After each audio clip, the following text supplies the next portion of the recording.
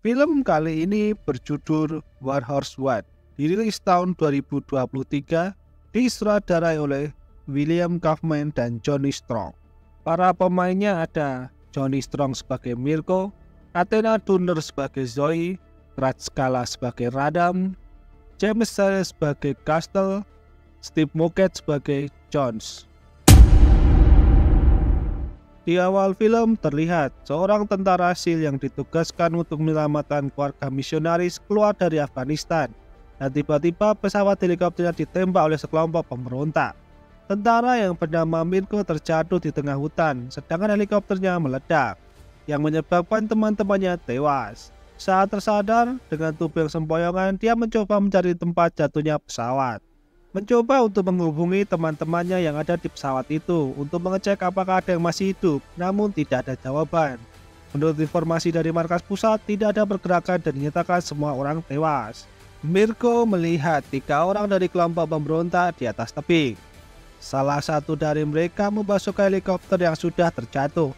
Karena hal itu, Castle meminta Mirko untuk mundur karena akan banyak kelompok pemberontak yang datang. Namun Mirko ingin membunuh orang yang ia lihat. Tanpa mempedulikan kata-kata Castle, Mirko mengendap-endap lalu menembak para pemberontak dan membunuh 2 di antaranya. Karena tidak bisa membuat Mirko untuk mundur, Castle kemudian meminta rekannya untuk menghubungi komandan Mirko yang bernama Jones.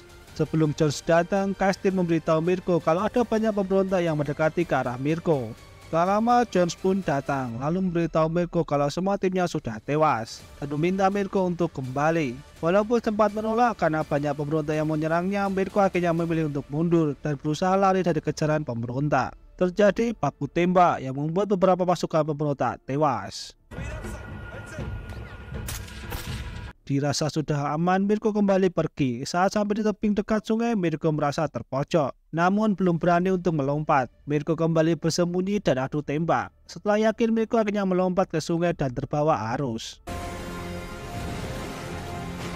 Pemberontak yang melihat itu berpikir kalau Mirko pasti mati. Mirko yang selamat melihat sebuah asap, lalu mendekatinya. Ternyata asap itu berasal dari mobil para misionaris yang akan diselamatkan oleh Mirko. Mobil itu rusak dan banyak mayat di sekitar mobil akibat dibegal oleh pemberontak. Namun ada satu anak kecil yang bernama Zoe yang masih hidup. Mirko kemudian membawa Zoe pergi dari tempat itu. Singkat cerita, Mirko dan Zoe melalui jalan setapak di dekat tebing. Mirko kaget saat tahu Zoe hilang dari pandangannya dan berusaha mengejarnya.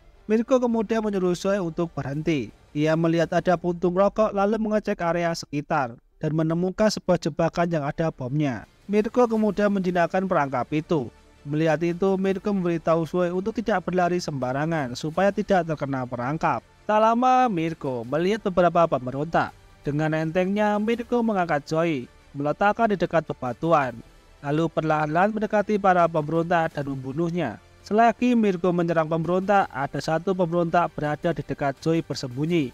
Namun, pemberontak itu tidak melihatnya. Sepertinya pemberontak itu juga dilumpuhkan oleh Mirko. Dirasa aman, Mirko kembali membawa Zoe pergi. Sempat ada kejadian lucu saat Zoe dan Mirko akan melewati sungai. Hanya karena Mirko menyeberang duluan, Zoe bertanya, "Apakah kamu akan meninggalkanku?" Mendengar itu, Mirko meminta maaf lalu mengandai dan menyeberang bersama. Tak lama, Mirko dan Zoe bersembunyi karena melihat beberapa pemberontak yang masih mencari mereka. Mirko dari kejauhan dengan siaga memantau para pemberontak. Karena tidak menemukan Mirko dan Zoe, para pemberontak kemudian pergi. Zoe mengenali beberapa pemberontak itu yang telah menyerang mobilnya. Singkat cerita, Mirko dan Zoe menemukan sebuah gua batu. Mirko meminta Zoe untuk bersembunyi di gua itu, sedangkan dia mencari tempat untuk menghubungi markas pusat. Mirko menghubungi Castle dan memberitahu tentang situasi dan meminta untuk mengirimkan pesawat evakuasi.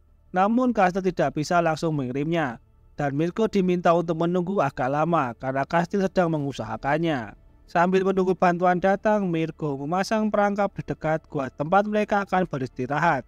Di gua itu, Zoe bertanya kenapa Mirko bisa menemukannya, serta menceritakan tentang teman-teman Mirko. Mirko memberitahu kalau timnya ditugaskan untuk mencari keluarga Zoe dan menceritakan kalau helikopter ditembak dan teman-temannya tewas. Zoe juga meminta Mirko untuk bercerita agar bisa tidur. Singkat cerita, Mirko yang sudah bangun dari tidurnya mengajak Zoe untuk pergi dari gua itu.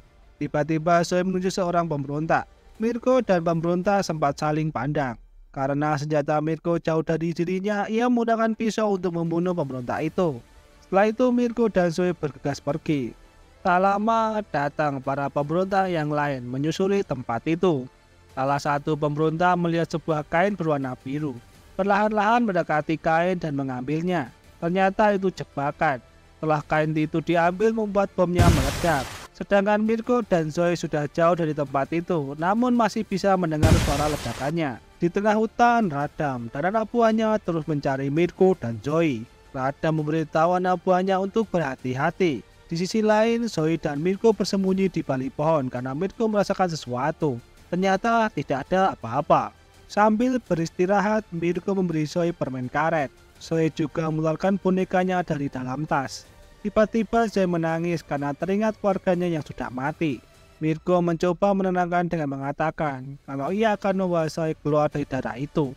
Di sisi lain, Radam dan anak buahnya menemukan jejak kaki milik Mirko. Lalu mereka kembali mencarinya. Sedangkan Mirko dari kejauhan bersembunyi dan melihat rombongan Radam. Zoe yang bosan pergi meninggalkan Mirko tanpa disadari oleh Mirko.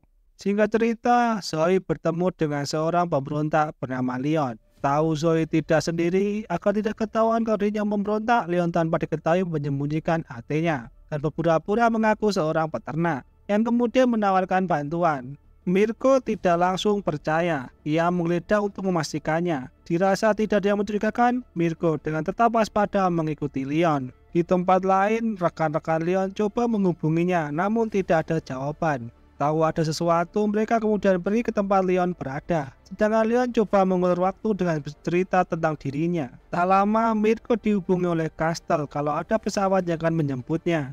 Tanpa sadar, rekan-rekan Leon yang lain sudah dekat dan bersembunyi. Setelah menutup komunikasi dengan Castle, Mirko melihat dua pemberontak dan bergegas melindungi Zoe. Kembali terjadi adu tembak. Mirko meninggalkan Zoe dan coba membunuh kedua pemberontak. Setelah terjadi adu tembak yang cukup sengit, si bocah pun tertembak dan tewas. Rekannya yang melihat itu lalu bertekad untuk melakukan bom bunuh diri. Namun belum sempat mendekat, Mirko menembaknya yang membuat granat di tangannya meledak. Saat Mirko kembali untuk menemui Zoe, Zoe sudah tidak ada dan berusaha mencarinya. Mirko yang melihat jejak kaki kemudian mengikutinya. Di tengah jalan, Mirko melihat boneka milik Zoe yang membuat Mirko terlihat menjadi sedih. Singkat cerita, Mirko menemukan seorang pemberontak yang sedang duduk santai. Tak lama Mirko membunuhnya. Ia menggunakan jubah pemberontak itu dan masuk ke dalam gua. Di tempat lain, Zoe dikurung dan dijaga oleh Leon.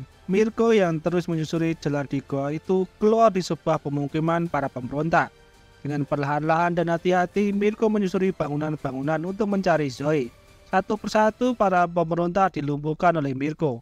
Walaupun sempat mendapat perlawanan, Mirko masih bisa melumpuhkannya. Saat melihat tas milik Zoe di depan salah satu rumah, Mirko mendekatinya. Namun muncul para pemberontak menembaki Mirko. Saat akan masuk ke rumah, Mirko terkena tembakan yang membuatnya jatuh, tapi tidak membunuhnya. Saat akan dibunuh, Leon datang memerintahkan untuk tidak membunuhnya dulu. Orang itu kemudian memukul Mirko agar pingsan. Mirko disekap di sebuah rumah. Di rumah itu Mirko melihat mayat salah satu rekannya. Leon menginterogasi Mirko menanyakan di mana helikopter akan menjemput. Namun Mirko tidak memberitahukannya. Mirko tidak terlihat takut walaupun sudah diancam. Leon meminta anak buahnya untuk membawa Zoe. Leon ditinggal berdua dengan Mirko. Saat Leon lengah, Mirko dengan cepat melepaskan ikatannya lalu menyerang Leon lalu menembaknya. Mirko keluar lalu membantai-bantai para pemberontak. Setelah melawan cukup banyak pemberontak,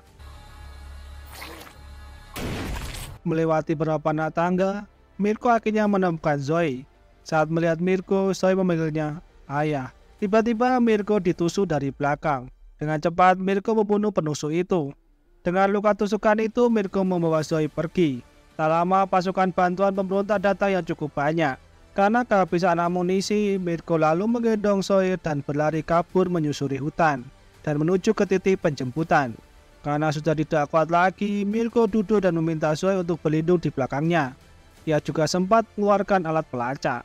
Sedangkan Radam dan anak buahnya mendekati Mirko dan Zoe.